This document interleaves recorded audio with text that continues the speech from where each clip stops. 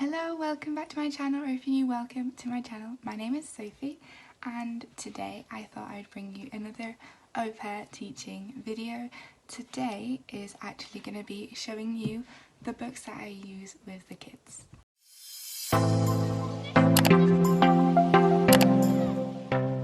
What I am doing here as an au pair in Italy is teaching the children that I'm with English, obviously not just by conversational teaching, but also with books. So I thought I'd show you the best books that I've found for teaching them English. I'll also mention a couple of books that I've used in the past that are also quite good. And in the next coming video I will also be showing you a schedule of what I actually do with the kids, so it's not all like English book based, it's all like fun and a massive schedule, because if I've learned something it's that kids love to know what's coming next, so it's easier to make a schedule for them and do that weekly. So let's start with the books. So the children that I am actually teaching now are 7 years old, they're Italian, but they are very good at English. So what I've decided to do with them is buy them the actual English curriculum books that they use in England to teach kids, and do that here because basically they're really good at English anyway. So what I've done basically is I've got them mostly year 2 books, which is what they're in here, and these are probably going to be over with after Christmas, so we'll be getting maybe the next year, year 3, so they can kind of see what's to come, and we can do that for the next semester. I do have to say, obviously Spanish, Italian children, the education in Spain for English is not the best, so they might not have this level of English, so I'd recommend to either get grade 1 and start from there if they're not good at English.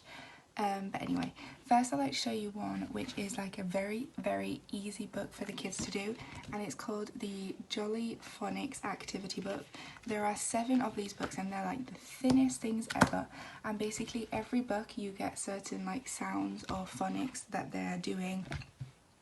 In this book there's about 5 in each book, 6 in each book, and there's 7 in total. Now these are very easy books.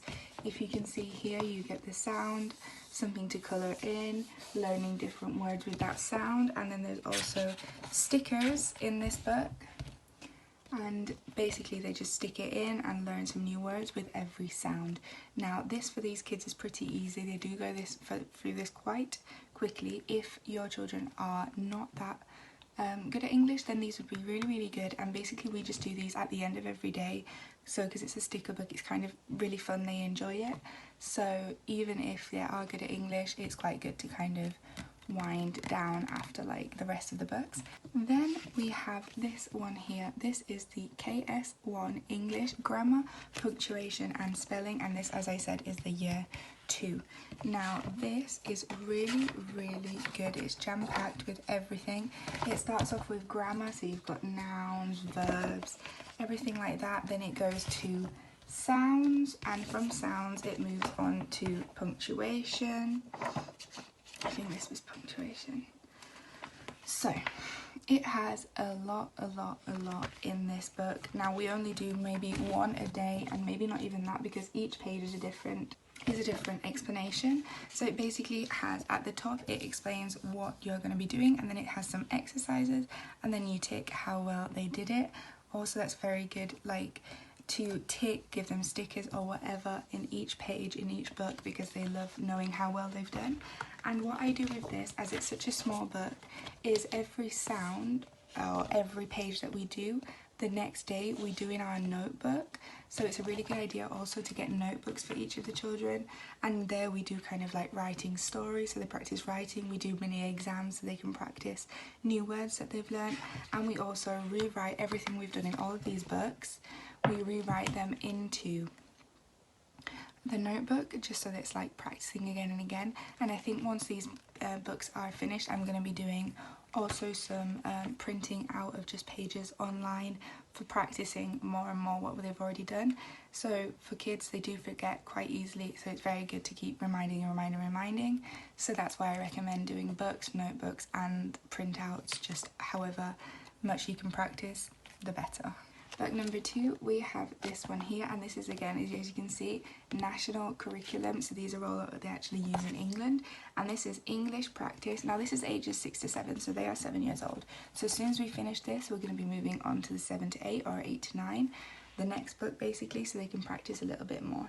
And it just says everything you need to succeed, and it does have everything. Now it started off with spelling, so how to spell certain words, and then now we are on the sounds. Oh, actually we're still on spelling, so different like spelling, how like blue, I don't know, a lot of different things. So they practice all types of sounds, all types of spelling, the silent letters in English. It does go through a lot, so again I recommend to do this also in the notebook to give them extra practice. And from here it goes on then to vocabulary, so new words for them, which is great. Then it does a little bit of grammar, but obviously for this age grammar is like nouns, adjectives, adverbs and present verbs, and that's about it. And then it also here goes on to punctuation. Now we've been practicing punctuation also since the beginning, as every week we write like little stories in their book, and they're learning obviously to start with capital letters, to finish with full stops, exclamation marks, question marks, everything like that. So this is again extra practice. So this book is really good. It has everything in it. It explains everything really well, and we kind of extra explain it first on the board, then they do the book, and then we'll do the notebook just for again extra practice. So yeah, having a notebook is very easy for them. They love writing in the notebook, they love doing the little stories. They also love for you then to tick it off if it's good, to write very good, or give them stickers for it. So always try to give them like positive feedback on what they're doing. Do mini exams, do writing exams, write it again, or do like extra activities just for them to remember, because they can forget. It's a lot of information for kids to take in.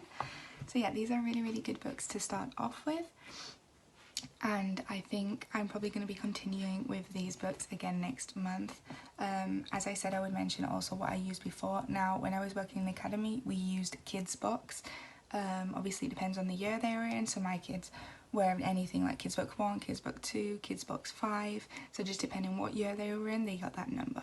Now that book was very good. It was again about like, it was about this little family, and you kind of learn about the family and the words to do with the family. But I do have to say the vocabulary, for example, for the kids that I am teaching was very basic. It was like colours, family relations, so doing all of these different things teaches them a lot more. Obviously with the kids in the academy, I only had them 2 hours a week. I have these 4 hours a day, so yeah, it really depends how you're teaching the kids and what you want to teach them.